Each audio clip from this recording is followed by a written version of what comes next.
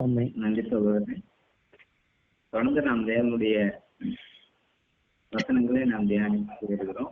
இந்த நாளிலே உன்னத பாட்டின் புத்தகத்தை சகோதரர் சகாயராஜ் அவர்கள் நமக்கு எடுத்து வைத்து வருகிறார். அவரை தேவன் தாமே ஆசிரியப்பாராக. இப்பொழுது அந்த செய்தியை நாம் படிக்கின்றோம். அவரை கர்த்தருக்குள் பிரியமான சகோதரர்களே சகோதரிகளே, இந்த நாளிலே நாம் ஒன்று கூடும்படியாக தேவன் கிருபை செய்ததற்காக நன்றி. உங்கள் யாவருக்கும் கூட நன்றியை வணக்கத்தை தெரிவித்துக் கொள்கிறேன். நாம் இந்த வாரம் 35வது வாரமாக உன்னத பாட்டின் விளக்க உரை பார்த்து கொண்டிருக்கிறோம். சாலமோன் சூலமீத்து பெண்ணின் அழகை விவரிக்கிற 3வது தருணத்தை நாம் கண்ணோக்கி கொண்டிருக்கின்றோம். இதில் முதல் 3 வசனங்களை கடந்த வாரத்திலே பார்த்தோம். இன்றைக்கு 4ஆம் வசனத்தை சற்று ஆரம்பிக்கும். மணவாட்டியின் தலை முகம் மணவாட்டியின் கழுத்து, கண்கள், மூக்கு ஆகியவற்றை பற்றி குறித்து சாலமோன் விவரிக்கிற இந்த 4வது வசனத்தை முதலில் வாசிப்போம். உன் கழுத்து யானை தந்தத்தினால் செய்த கோபுரத்தை போலவும், உன் கண்கள் எஸ்போனிலே பத்ரபீம் வாசலண்டையில் இருக்கும் குளங்களை போலவும், உன் மூக்கு தமஸ்குவின் திசையை நோக்கும் லீபனோனின் கோபுரத்தை போலவும் இருக்கிறது. சூலமீத்து பெண்ணின் 3 உறுப்புகளை பற்றி இந்த வசனத்திலே சாலமோன் விவரிக்கிறார். கழுத்து, கண்கள், மூக்கு. இந்த வசனத்தினுடைய உலகப்படியான விளக்கத்தை பார்க்கும்போது, உன் கழுத்து யானை தந்தத்தினால் செய்யப்பட்ட கோபுரத்தை போல இருக்கிறது என்பது 1 ராஜாக்கள் 10:21 கட்டப்பட்ட ஒரு கோபுரத்தை குறிக்கிறது. இது சாலமோனால் கட்டப்பட்டதும் உண்மையான தந்தத்தால் ஒரிஜினல் தந்தத்தால் அலங்கரிக்கப்பட்டதுமான கட்டமைப்புகளை குறித்தது. இது அவரது ஆட்சி காலத்தில் பொருட்கள் எப்படி ஆடம்பரமாக பயன்படுத்தப்பட்டன என்பதை பற்றிய ஒரு விஷயமாக இருக்கிறது. யாரும் மியூட்ல போடாம இருக்கீங்க, மியூட்ல போட்டுக்கங்க தயவுசெய்து. இது ஒப்பிட முடியாத மென்மையான, வெண்மையான மற்றும் நேர்த்தியான கட்டமைப்பை குறிக்கிறது. மென்மை, வெண்மை மற்றும் நேர்த்தி. இந்த உன்னதப்பட்ட 4 நாளில் சாலமோன் சூலமீத்து பெண்ணின் கழுத்தை ஆயுத சாலையாக்கப்பட்ட தாவீதின் கோபுரம் போல் இருக்கிறது என்று கூறினார். உன்னதப்பட்ட 4 நாளில் இங்கு அவர் தாம் கட்டிய தந்து கோபுரத்துக்கு ஒப்பிட்டார். அடுத்ததாக, உன் கண்கள் எஸ்போனிலே பத்ரபீம் வாசல் அண்டையில் இருக்கும் குளங்களைப் போல இருக்கிறது. எஸ்போன் என்ற நகரத்தின் தெற்கே உள்ள இடிபாடுகளில் இன்றைக்கும் கூட பாறையில் வெட்டப்பட்ட பல ஆழமான கிணறுகளும் ஒரு பெரிய நீர்த்தேக்கமும் உள்ளன. இந்த உவமையில் வரும் குளங்கள் என்பவை பெரிய தெளிவான நீர் நிரம்பிய குளங்களாக இருக்கின்றன. இவை தெளிவான கண்களின் தோற்றத்தை முன்வைக்கிறது என்று சொல்லப்படுகிறது.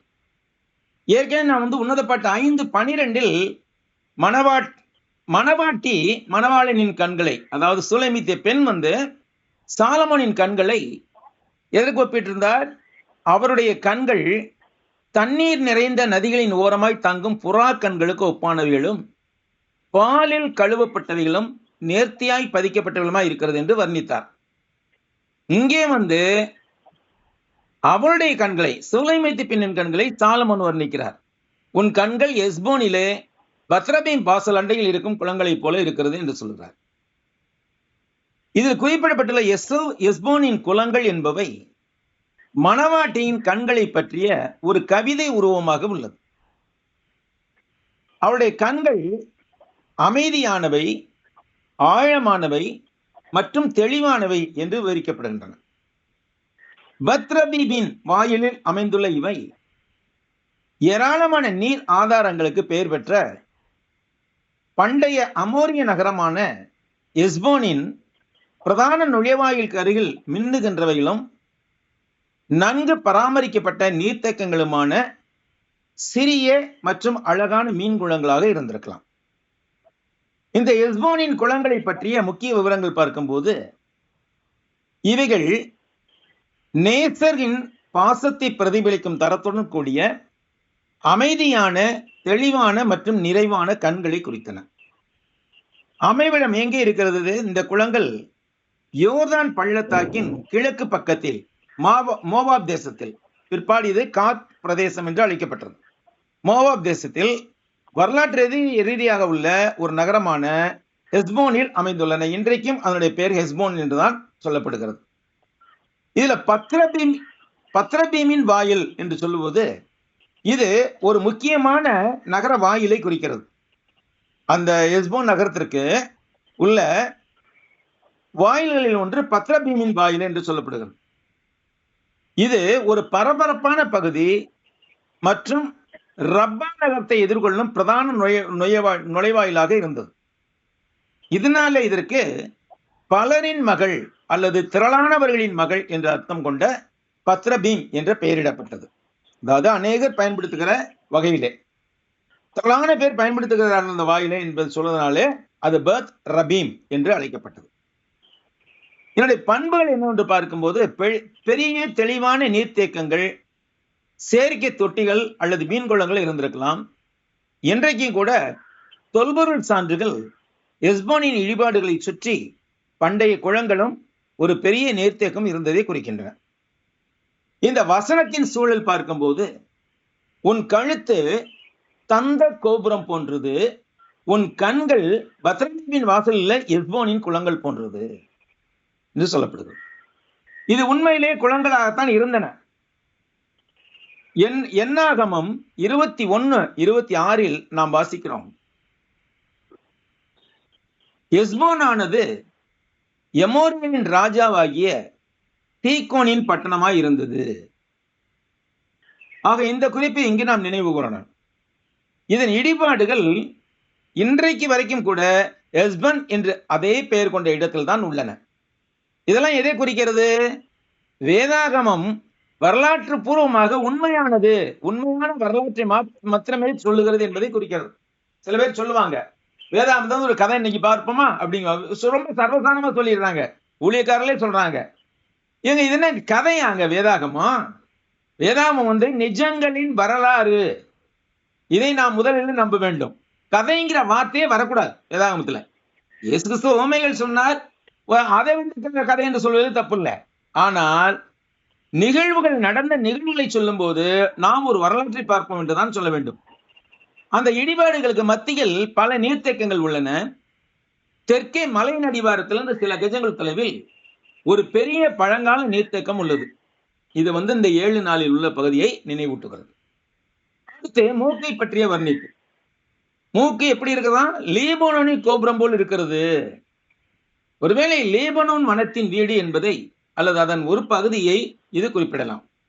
இதை பற்றி 1 ராஜாக்கள் புஸ்தகத்தில் 2 வசனங்களில் நாம் வாசிக்கின்றோம். 1 ராஜாக்கள் 7:2 நாம் வாசிக்கிறோம். அவன் யாரு? சாலமோன். அவன் லீபனோன் வனம் என்னும் மாளிகையும் கட்டினான். அது 100 முழ நீளமும் 50 முழ அகலமும் 30 முழ உயரமாய் இருந்தது. அதை கேதுரு மர உத்திரங்கள் பாவப்பட்ட கேதுரு மரத்தூண்களின் 4 வரிசைகளின் மேல் கட்டினான். அடுத்து அதே 1 ராஜாக்கள் 9:19 சொல்லுகிறது, தனக்கு இருக்கிற ரஸ்துக்களை வைக்கும் சகல பட்டணங்களையும், ரதங்கள் இருக்கும் பட்டணங்களையும், குதிரை வீரர் இருக்கும் பட்டணங்களையும், எருசலேமிலும் லீபனோனிலும் தான் அரசாண்ட தேசமெங்கும் தனக்கு இஷ்டமானதையெல்லாம் கட்டினான். இவற்றை சாலமோன் தனது ஆட்சியின் ஆரம்ப காலத்தில் கட்டினார், அல்லது ஆராதேசருடனான போருக்கு பிறகு தமஸ்குவை அச்சுறுத்துவதற்காக தாவீது கட்டிய ஒரு காவல் கோபுரமாகவும் இருக்கலாம். இதை பத்தி சொல்லும்போது 2 சாமுவேல் 8:6 ஆராதேசரின் சேவகருடைய பொற்பரிசைகளை தாவீது எடுத்து அவைகளை எருசலேமுக்கு கொண்டு வந்தான். இந்த லீபனோன் கோபுரம் என்பது தாவீதுக்கு விரோதமாய் இருந்த தமஸ்குவை நோக்கி பார்த்து நிற்கும் எல்லை கோட்டையாகும். இயேசு கிறிஸ்துவை நோக்கிய சபையின் முகத்தை பற்றி நாம் ஏற்கனவே பார்த்திருக்கிறோம். உன் முக்காட்டின் நடுவே உன் கண்கள் புறா கண்களாய் இருக்கிறது என்று கண்டோம். ஆவிக்குரிய எதிரிகளை நோக்கிய ஒரு காவல் கோபுரம் போல உயர்த்தப்பட்டது. இது ஆபகுக் தீர்க்கதரிசி சொல்லுகிறார், நான் என் காவலிலே தரித்து அரணிலே நிலை கொண்டிருந்து அவர் எனக்கு என்ன சொல்வார் என்றும் அவர் என்னை கண்டிக்கும் போது நான் என்ன உத்தரவு சொல்லுவேன் என்றும் கவனித்து பார்ப்பேன் என்று ஆபகுக் 2ஆம் அதிகாரம் 1ஆம் வசனத்தில் உள்ள வார்த்தைகளை நமக்கு நினைவூட்டுகிறது. அதனால் அவள் யாரு? சுலைமித்து பெண் அல்லது மணவாட்டி அல்லது சபை அல்லது தனிப்பட்ட விசுவாசிகள். பூமியிலிருந்து வானத்துக்கு அல்ல, ஆனால் வானத்திலிருந்து பூமிக்கு கீழே பார்க்கிறாள். ஏன்? அவள் உயர்த்தப்பட்டிருக்கிறாள். சபையானது உயர்த்தப்பட்டிருக்கிறது. நாம் உன்னத நிலையிலே அமர்த்தப்பட்டிருக்கிறோம். அப்ப நாம பூமியை கீழ் நோக்கி பார்ப்பவர்களா இருக்கின்றோம். அடுத்து, மூக்கு என்பது ஆவிக்குரிய நறுமணத்தை பகுத்தறிய உதவுகிறது. இத்துடன் இந்த உலகப்புறம் விளக்கத்தை முடித்துக் கொள்வோம். இப்பொழுது ஆவிக்குரிய விளக்கத்துக்கு வருவோம்.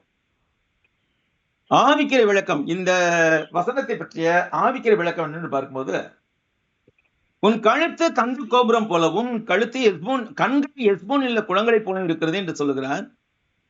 மணமகளின் ஆன்மீக அழகு, வலிமை மற்றும் உள்ளான இயல்பின் நற்குணங்களை புகழ்ந்து பேச இந்த உருவக மொழியை பயன்படுத்துகிறார் சாலமன்.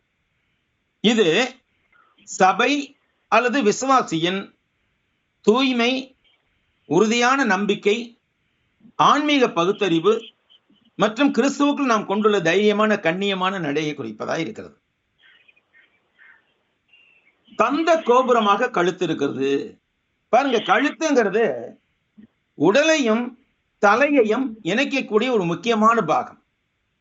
இந்த கழுத்து நிலையாக நிற்கும் போதுதான் ஒரு உருவத்திற்கு உறுதிப்பாடு கிடைக்கிறது.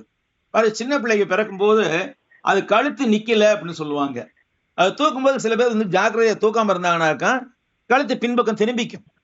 அதனால கொஞ்சம் பார்த்து தூக்குங்க, ஜாக்கிரதையா தூக்குங்க அப்படின்னு சொல்லுவாங்க பெற்றவர்கள் அல்லது மற்றவர்கள். பிரியமானவர்களே, கழுத்து என்பது நம்முடைய உடலின் வலிமையை குறிப்பதாகிறது.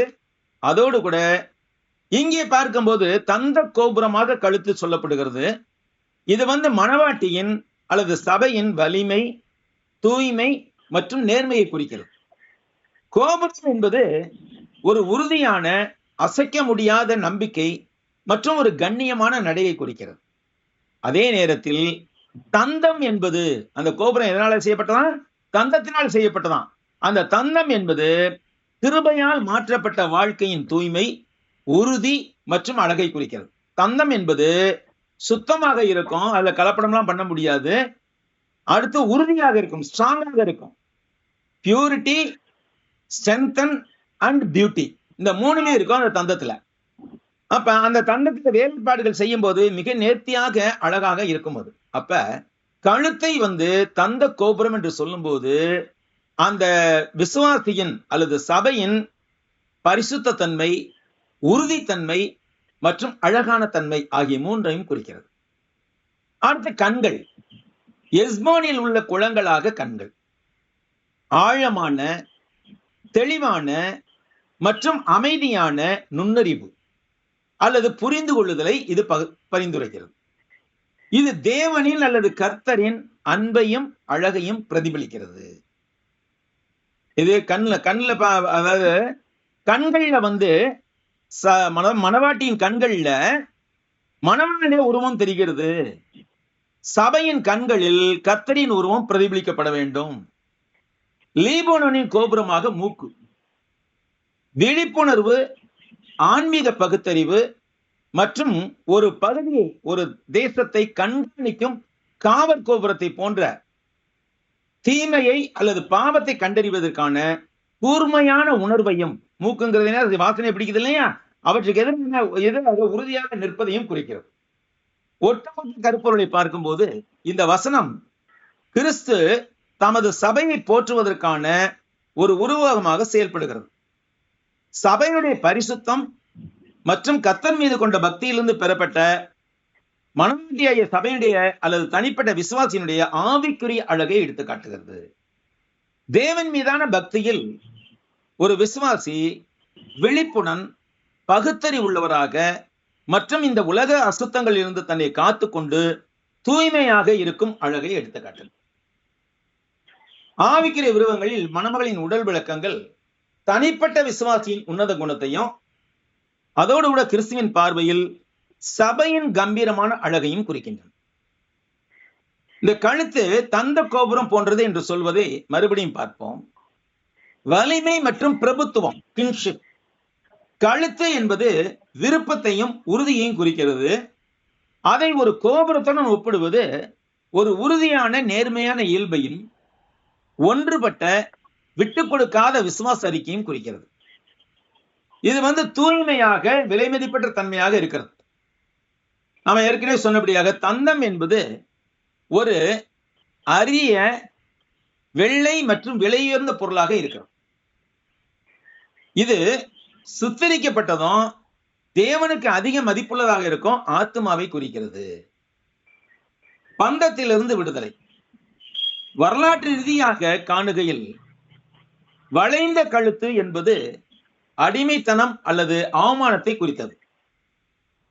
ஒரு நிமிர்ந்த தந்த கோபுரம் போன்ற கழுத்து என்பது பாவத்திற்கு இனி அடிபணியாமல் கிறிஸ்துவின் சுதந்திரத்தில் உயர்ந்து நிற்கும் விசுவாசியை குறிக்கிறது. இனி நாம் பாவத்திற்கு அடிமைகள் அல்ல, நீதிக்கு அடிமைகளானோம் என்று பவுல் நிருபத்தில் குறிப்பிடுகிறார். அப்ப பாவத்துக்கு அடிமையாக இருந்த போது இந்த கழுத்து வளைந்து கிடந்தது. ஆனால் கர்த்தராகிய இயேசு கிறிஸ்துவின் நாமத்தினாலே ஞானஸ்நானம் பெற்றுக்கொண்ட போது நமது கழுத்து நிமிர்ந்தது. நாம் பாவத்திற்கு அடிபணியாமல் கிறிஸ்துவின் சுயாதீனத்தில் சுதந்திரத்தில் உயர்ந்து நிற்பவர்களாக இருக்கின்றோம். இது அத்தனையா இந்த கழுத்து குறிக்கிறது. அடுத்து கண்கள். கண்கள் எஸ்போனில குளங்களை போன்றவை என்பது முதலாவதாக மொத்தம் 3 பண்புகள் இருக்கிறதுல அதுல முதலாவது அமைதி மற்றும் ஆழம். எஸ்போனில் குளங்கள் தெளிவாகவும் அமைதியாக இருப்பதற்கு அறியப்பட்டன. பொதுவா ஒரு குளம் ஆழமா இருந்துச்சுன்னா அது அமைதியா இருக்கும். ஆழம் குறைவான குளங்கள் தான் என்ன செய்யும், அலை மாதிரி மோதிக்கிட்டு இருக்கும். ஆழமாக இருக்கும்போது என்னைக்குமே கடலா இருக்கட்டும், எந்த ஒரு நீர்நிலையா இருக்கட்டும், ஆழமாக உள்ள நீர்நிலைகள் அமைதியாக இருக்கும். அப்ப எஸ்போனில் உள்ள குளங்கள் தெளிவாகவும் அமைதியாக இருப்பதற்கு அறியப்பட்டன. இது ஆழமான, கலங்காத, கலவரம் இல்லாத அமைதியின் ஆவியையும் தேவன் மீதும் அவரது வசனத்தின் மீது நிலைத்திருக்கும் மனதையும் குறிக்கிறது.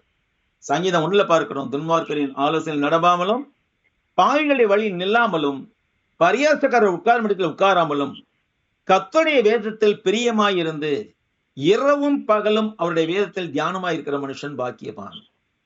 அவன் எப்படி இருப்பானா? அவன் நீர்க்காலையில் ஓரமாய் நடப்பட்டு தன் காலத்தில் தன் கனியை தந்து இலையுதிராது இருக்கிற மரத்தை போல் இருப்பான். எவ்வளவு பெரிய ஆசீர்வாதம் பாருங்க. அப்ப நாம ஆழமான, கலங்காத, கலங்கம் இல்லாத ஆவியை கொண்டவர்களாக தேவன் மீதும் அவரது வசனத்தின் மீதும் எப்பொழுதும் வாஞ்சியுள்ளவர்களாக இருக்க வேண்டும் என்பதை இந்த கண்கள் குறிக்கின்றன.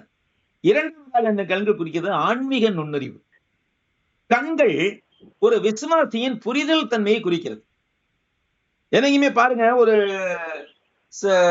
சொலவடை கூட சொல்லுவாங்க, உள்ளத்தின் கதவுகள் கண்கள்னு சொல்லுவாங்க. நம்முடைய அடுத்த ஒரு பழமொழி சொல்லுவாங்க, அகத்தின் அழகு முகத்தில் தெரியும் அப்படிங்குவாங்க. முகத்துல எங்க தெரியும்? கண்ணுல தெரியும். நம்ம கண்கள் பார்க்கின்ற பார்வையிலேயே ஒருவருடைய எண்ணங்கள் என்ன என்பதை புரிந்து கொள்ள முடியும். அப்ப கண்கள் ஒரு விசுவாசியின் புரிதல் தன்மையை குறிக்கிறது. தெளிவான குளங்கள் என்பவை தண்ணீரின் ஆழத்தில் இருப்பவற்றையும் மிக தெளிவாக காட்டுகின்றன. அஸ்ஸாமில மேகாலயா பகுதியிலே ஒரு ஆறு இருக்கிறது. அந்த ஆறுல மேல படகுல போயிட்டு இருப்பாங்க. ஆனாக்கா அந்த அடி மணல் ஆறுல அது ஒரு 20 அடி 25 அடி கீழே இருக்கும். அந்த அடிமணல் வரைக்கும் மிக தெளிவாக அப்படியே தெரியும், பளிச்சுன்னு தெரியும். நான் அதை நேர்ல பார்க்கலாம், குளத்தை போயிருந்த போது கூட பார்க்கக்கூடிய வாய்ப்பு கிடைக்கல. ஆனாக்கா அந்த குளத்தை பற்றிய போட்டோ பார்க்கும்போது அவ்வளவு இருக்கும். அதுல ஒரு மாசம் மருவு இருக்காது. அந்த தண்ணியில 25 அடி ஆழத்துக்கு உள்ள தண்ணியும் அதுக்கு கீழே இருக்கிற தரைப்பகுதியும் அதுல போற மீன்கள் எல்லாமே தெளிவாக தெரியும். அவ்வளவு சுத்தமா அந்த ஆற்றை வச்சிருக்கிறாங்க. தண்ணீரின் ஆழத்தில் இருப்பவற்றையும் மிக தெளிவாக காட்டக்கூடியதாக இருக்கிறது நமது ஆன்மீக நுண்ணறிவு. அதுபோல விசுவாசியின் தெளிவான கண்கள் பிழையில் இருந்து உண்மையை தெளிவாக வேறுபடுத்தி காண்கின்றன. தேவனை பிரகாசமான உருவத்தை பிரதிபலிக்கக்கூடிய ஆத்மாவை குறிக்கின்றன. தேவனுடைய பிரகாசமான உருவத்தை நம்முடைய ஆத்மா பிரதிபலிக்க வேண்டும். மத்தேயு 6:22 நாம் வாசிக்கின்றோம், கண்ணானது சரீரத்தின் விளக்காய் இருக்கிறது. உன் கண் தெளிவாய் இருந்தால் உன் சரீரம் முழுவதும் வெளிச்சமாய் இருக்கும். பிரியமானவர்களே, இந்த காரியங்களை குறித்து நாம் சற்றே ஆராய்ச்சி செய்து பார்க்க வேண்டும். நம்முடைய கண்களில் தேவனுடைய வசனத்தை பொறுத்தவரை தெளிவானவர்களாய் இருக்கின்றனவா? இது முதல் பகுதி. அடுத்ததாக இரண்டாவது, வெளிப்படைத்தன்மை. வாசலுக்கு அருகில் இருப்பது, பத்லமேமின் வாசல்களுக்கு அருகில் இருப்பதுன்னு சொல்றோம்ல, அந்த இடம் ஒரு பொது இடமாக இருக்கிறது. நம்ம தேவன் மற்றும் பிறருக்கு முன்பாக திறந்த மற்றும் வெளிப்படையான தன்மையோடு இருக்க வேண்டும் என்பதை இது குறிக்கிறது. மத்தேயு 5:14 ஆண்டவர் சொல்லும்போது சொல்லுகிறார், நீங்கள் உலகத்திற்கு வெளிச்சமாய் இருக்கிறீர்கள். மலையின் மேல் இருக்கிற பட்டணம் மறைந்திருக்க மாட்டாது. அதே மாதிரி ரோமருக்கு எழுதின நிருபத்தில் கூட பவுல் கூட எழுதுகிறார் 12ஆம் வசனத்துல 12ஆம் அதிகாரத்துல 17ஆம் வசனத்துல, ஒருவனுக்கும் தீமைக்கு தீமை செய்யாதிருங்கள், எல்லா மனுஷருக்கும் முன்பாகவும் எல்லாருக்கும் முன்பாகவும் யோக்கியமானவைகளை செய்ய நாடுங்கள். ஆக இன்னொரு பழமொழி கூட இருக்கு, golden fish have no hiding place என்று சொல்லி. தங்க மீன்களுக்கு ஒளிந்து கொள்வதற்கு இடம் கிடைக்காம. ஒரு தொட்டில பாருங்க, நிறைய மீன்கள் இருக்கும், நிறைய வகையான மீன்கள் இருக்கும் மீன் தொட்டில. அதுல அந்த கோல்டன் ஃபிஷ் சொல்றோம்ல, தங்க மீன், அது மட்டும் எங்க இருந்தாலும் பளபளன்னு தனியா தெரியும். நாம் எல்லாரும் தங்க மீன்கள், ஆண்டவருக்கு என்று உருவாக்கப்பட்ட தங்க மீன்கள். நாம் இந்த உலகத்துல ஒளிந்து கொள்வதற்கு இடமே கிடையாது. நம்ம உலகத்துக்கு வெளிச்சமா இருக்கிறோம். மலையின் மேல் இருக்கிற பட்டணம் மறைவா இருக்க மாட்டாது. நாம மலையின் மேல் இருக்கிற பட்டணமாக இருக்கிறோம். எனவே நாம செய்கின்ற எல்லா செயல்களும் எல்லா ஜனங்களுக்கும் தெரிந்திருப்பதாக இருக்கிறது. அடுத்ததாக பார்க்கும்போது கொரிந்தியரில் இருக்கிற விசுவாசிகளை பற்றி பவுல் எழுதும் போது கூட சொன்னார், அது இன்னொரு உவமையை கையாண்டார். எங்கள் இருதயங்களில் எழுதப்பட்டும் சகல மனுஷராலும் அறிந்து வாசிக்கப்பட்டும் இருக்கிற எங்கள் நிருபம் நீங்கள் தானே. இல்ல குறிப்பாக என்ன சொல்லப்படுது, சகல மனுஷராலும் அறிந்து வாசிக்கப்பட்டும் இருக்கிற எங்கள் நிருபம். அப்ப எல்லா பிரதர், தனியரசு பிரதர் மியூட் போட்டுக்கோங்க பிரதர் செய்து, எல்லா மனுஷராலும் அறிந்தும் வாசிக்கப்பட்டும் இருக்கிற நிருபம் என்று நாம் கூறப்படுகிறோம். இது விசுவாசி என்ற முறையில் நம் ஒவ்வொருவருமே பொருந்தும். அடுத்ததாக மூக்கு என்பது லீபனோனின் கோபுரம் போன்றது என்ற குறிப்பானது விசுவாசியின் அல்லது சபையின் பின்வரும் 3 பண்புகளை குறிக்கிறது. ஒன்று, ஆவிக்குரிய பகுத்தறிவு. மூக்கு என்பது வாசனையின் உறுப்பு, வாசனையை கண்டுபிடிக்கக்கூடிய உறுப்பு. இது ஆன்மீக உருவத்தில் பார்க்கும்போது நன்மை தீமை ஆகியவற்றின் வாசனைகளுக்கு இடையில் உள்ள வித்தியாசத்தை பகுத்தறியும் திறனை குறிக்கிறது. நன்மைக்கும் தீமைக்கும் இடையில உள்ள வித்தியாசத்தை நாம் கண்டுகொள்ள வேண்டும். ரோமர் 12:12 சொல்லப்படுகிறது, நீங்கள் இந்த பிரபஞ்சத்துக்கு ஒத்த வேஷம் தெரியாமல் தேவனுடைய நன்மையும் பிரியமும் பரிபூர்ணமுமான சித்தம் இன்னதென்று பகுத்தறியத்தக்கதாக உங்கள் மனம் புதிதாகிறதுனாலே மறுரூபமாகுங்கள் என்று வாசிக்கிறோம். பிரியமானவர்களே, நாம் இந்த உலகத்திற்கு ஒத்த வேஷம் தரித்துக் கொண்டிருக்க கூடாது. இந்த உலகத்தார் பலவிதமான வேஷங்களை போட்டுக் கொண்டிருக்கிறார்கள். அந்த வேஷம் நமக்கெல்லாம் லாயக்கப்படாது. அந்த வேஷம் நமக்கு பொருத்தமாகவும் இருக்காது. ஏன்னாக்கா நாம தேவனுடைய நன்மையும் பெரியும் பரிபூர்ண சித்தம் இன்னதென்று பகுத்தறியத்தக்கவர்களாக இருக்கிறோம். ஏன்னாக்க நம்ம மனம் புதிதாக இருக்கிறது. அதனாலே நம்ம மறுரூபப்பட்ட வாழ்க்கையை வாழ வேண்டும் என்று சொல்லப்படுது. அதே மாதிரி யூதா எழுதிய நிருபத்துல வசனங்கள் 22-23 கூட நாம் இவ்வாறு வாசிக்கிறோம், அல்லாமலும் நீங்கள் பகுத்தறி உள்ளவர்களாய் இருந்து சிலருக்கு இரக்கம் பாராட்டி சிலரை அக்கினியிலிருந்து இழுத்து விட்டு பயத்தோட ரட்சித்து மாமிசத்தால் கரைப்பட்டிருக்கிற வஸ்திரத்தையும் வெறுத்து தள்ளுங்கள். மாமிசத்தால் கரைப்பட்ட வஸ்திரம் இந்த உலகத்தின் இச்சைகளால செய்கின்ற பாவங்களினாலே பாவக்கரை ஏற்பட்ட வஸ்திரம். அப்படிப்பட்ட பாவக்கரைகள் எதுவும் நம்மளை ரட்சிப்பின் வஸ்திரத்திலே படக்கூடாது. நம்முடைய ரட்சிப்பின் வஸ்திரத்தை நாம் தூய்மையாக காத்துக்கொள்ள வேண்டும். அடுத்து 3வது விழிப்புணர்வை குறிக்கிறது கண்கள். இந்த கோபுரம் மூக்கு முதலாவது ஆவிக்குரிய பகுத்தறிவு, 2வது விழிப்புணர்வு. அந்த விழிப்புணர்வை சொல்லும் போது இந்த கோபுரம் தமஸ்குவை எதிர்கொண்டது, அதாவது சாத்தியமான அச்சுறுத்தல்களிடம் திசையை நோக்குகிறது. தமஸ்கிலிருந்து அடிக்கடி அநேக அச்சுறுத்தல்கள் பயமுறுத்தல்கள் வந்து கொண்டிருந்தன யூதேய நாட்டுக்கு. அதனால் அந்த தமஸ்குவை எதிர்கொண்ட அந்த கோபுரமாக இருந்தது. இது தவறான கோட்பாடுகள் மற்றும் ஆவிக்குரிய விரோதிகளுக்கு எதிராக சபை மற்றும் தனிப்பட்ட விசுவாசி கொண்டிருக்கக்கூடிய விழிப்புணர்வை குறிக்கிறது. யார் வேணாலும் வருவாங்க. சபை என்ற முறையில நாங்கள்லாம் சபையார் தான் என்று சொல்லிட்டு எந்த கூட்டத்தார் வேணாலும் வருவார்கள். அப்படி வருகின்ற போது அவர்கள் தக்க பதில் கொடுத்து அனுப்ப நாம் தயாரா இருக்க வேண்டும். அதை குறித்து சொல்லும் போது 1 கொரிந்தியர் 13:14 பவுல் சொல்றார், விழித்திருங்கள், விசுவாசத்திலே நிலைத்திருங்கள், புருஷராயிருங்கள், திடன் கொள்ளுங்கள். அதுல முக்கியமாக விழித்திருங்கள். நம்முடைய விழிப்புணர்வு எந்த அளவுக்கு இருக்க வேண்டுமா, கள்ள போதனைக்கு எதிராக எதிர்த்து நிற்கக்கூடிய தைரியத்தோடு இருக்க வேண்டும். மிலேத்து நகர்ல பவுல் இருந்து கொண்டு எபேசபியன் மூப்பர்களை வரவழைத்து அவர்கள் கூடிய புத்திமதியில கூட சொன்னார். 20ஆம் அதிகாரம் அப்போஸ்தலர் 20:31 வசனத்துல, ஆனபடியால் நான் 3 வருஷ காலமாய் இரவும் பகலும் கண்ணீரோடே அவனவனுக்கு இடைவிடாமல் புத்தி சொல்லிக் கொண்டு வந்ததை நினைத்து விழித்திருங்கள் என்று அவர் அறிவுறுத்தினார். மேலும் 1 தெசலோனிக்கேயர் 5:5 அவர் என்ன சொல்லுகிறார், நீங்கள் எல்லாரும் வெளிச்சத்தின் பிள்ளைகளும் பகலின் பிள்ளைகளுமாய் இருக்கிறீர்கள். நாம் இரவுக்கும் இருளுக்கும் உள்ளானவர்கள் அல்லவே.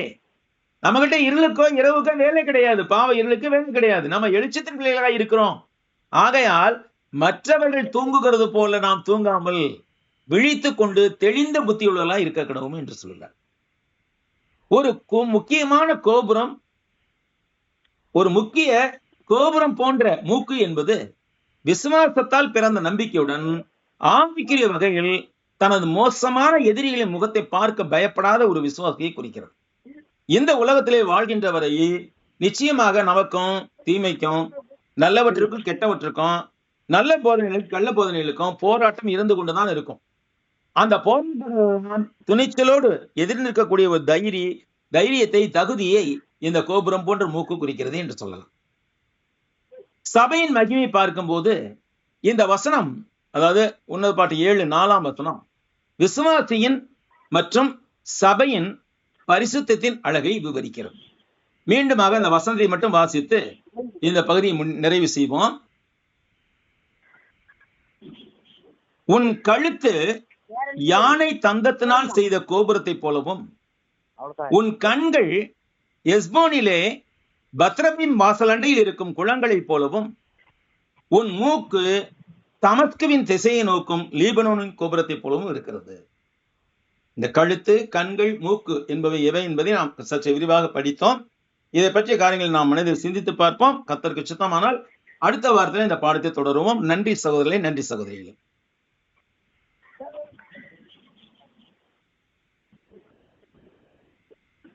நேரமாக நாம் உன்னத பாட்டு 7ஆம் அதிகாரத்திலே அதிலே சொல்லப்பட்ட வசனங்கள் 4 4வது வசனத்தை நாம் கவனித்தோம். இதை நமக்கு எடுத்து விளக்கின சகோதரி தேவன் தாமே ஆசீர்வதிப்பாராக.